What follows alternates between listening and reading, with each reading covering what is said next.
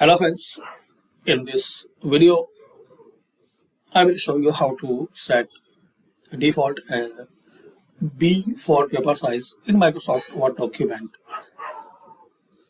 So any version of Microsoft Word are you using, you will find same settings.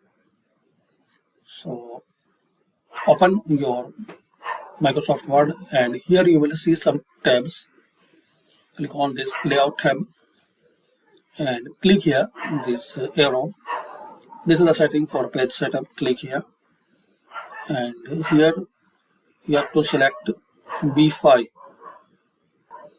So here you can select B4 or B5 and A4, any size you can select from here.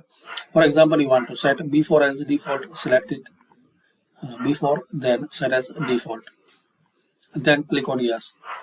If you want to set as B5, so click on this drop down and find out here.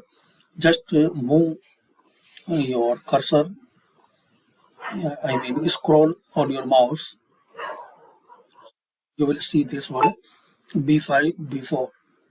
Select any setting, any size, then set as default.